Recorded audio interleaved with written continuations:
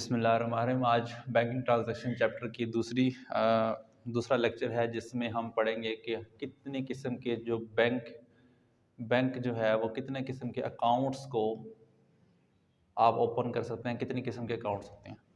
तो जो accounts basically जो एक मेजर अकाउंट्स होते हैं वो अकाउंट जो है बैंक जो है वो तीन किस्म के अपने पास रखते। एक होता है करंट अकाउंट,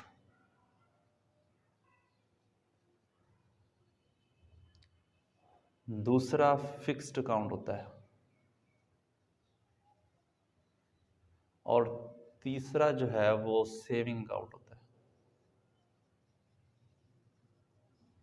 अब इन चीज़ों को हम बारी बारी पढ़ें। सबसे पहले है करंट अकाउंट।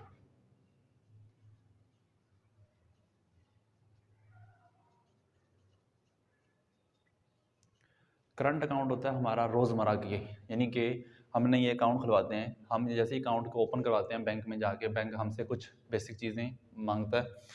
बेसिक चीज़ें, उसकी बेसिक नेसेसरीज जो होती हैं उसे फुलफिल करने के बाद आपके बैंक के नाम के साथ आपका बैंक अकाउंट ओपन कर दिया जाता है, करंट अकाउंट।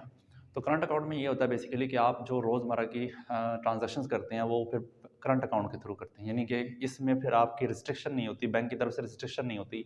आप रोज़ की बुनियाद पर जितने पैसे आप लेके आ रहे हैं उसको आप डिपॉजिट करा सकते हैं, और जितने पैसों की आपको ज़रूरत है उतने ही आप पैसे बैंक से विदड्रॉ करवा सकते हैं। इसमें फिर आपको बैंक जो है ना वो रिस्ट्रिक्ट नहीं करता कि जी इतने पैसे आपने रोज़मर्रा की इतने लेने या 4 महीने के बाद आपने बैंक वापस आना, नहीं। आप करंट अकाउंट की मदद से घर बैठकर, आजकल तो क्योंकि डिजिटल दौर गुजरा है, तो आप घर बैठ के करंट अकाउंट की मदद से एक जगह से दूसरी जगह ट्रांजैक्शंस को ईजिली कर सकते हैं। उसे बोलते हैं करंट अकाउंट, जिसमें आप रोज़मर्रा के काम करते हैं, ट्रांजैक्शंस करते हैं। फिर आ जाता है दूसरे नंबर पे fixed account. Fixed account specified time period का होता है, यानी कि फिक्स्ड अकाउंट में आप रोज़ की ट्रांजैक्शन नहीं कर सकते। आप जाके बैंक से ये नहीं कह सकते कि जी आज मुझे इतना चाहिए, अगले दिन ये आपके लिए एक फिक्स टाइम पीरियड को बना देता है कि 5 ईयर, 1 ईयर, 10 ईयर, यानी कि इस तरह आपको कह देता है आप अपना जो पैसा है वो बैंक को 1, 5, 10 या इससे ज़्यादा साल के लिए फिक्स करवा देते हैं। उसके उसके बदले में जो बैंक है वो फिर आपको इंटरेस्ट रेट आपको देता है, चाहे वो 7% हो, 13% हो, जितना भी होता है उस वक्त जो उस दौर में जो चल रहा होता है वो आपको मुहैया करता है। यानी कि आपको फिर साल के बाद आपकी ओरिजिनल वैल्यू, जिसको हम प्रिंसिपल अमाउंट बोलते हैं, उसके थ्रू, उसके एवज आपको जितना आपका बनता है आपका इंटरेस्ट रेट, उस हिसाब से फिर आपको पैसे दे दिए जाते हैं। लेकिन ये एक मुकर्ररा वक्त के बाद ही आप इसको इस्तेमाल में लाते हैं।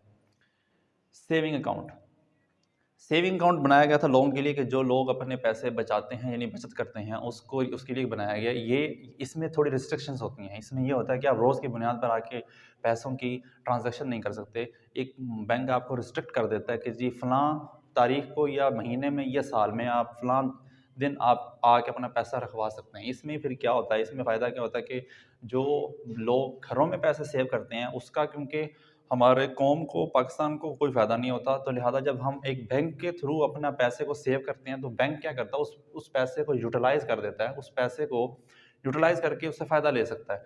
जबकि हम अपने घरों में रख लेते हैं सेविंग करके, जिसका कोई फ़ायदा नहीं होता, और ना ही उसकी कोई यूटिलाइज़ करते हैं, उससे फिर हमें एक नुकसान होता है। तो लिहाजा फिर जो सेविंग अकाउंट, यानी कि जो बैंक हमें फिर एक फैसिलिटी मुहैया करता है कि आप रोज़ की बुनियाद पर जो पैसे जमा करते हैं वो आप महीने में, वो आपको जो बैंक है वो एक रिस्ट्रिक्ट कर देता है, जी आपने महीने में या साल में इस दिन या इस महीने की इस तारीख को आकर आप अपने पैसे जमा करवा सकते हैं। ये 3 किस्म के अकाउंट जो है ना वो बैंक अकाउंट्स हमें फैसिलिटी देता है कि आप 3 किस्म के कोई भी अकाउंट चूज़ कर सकते हैं।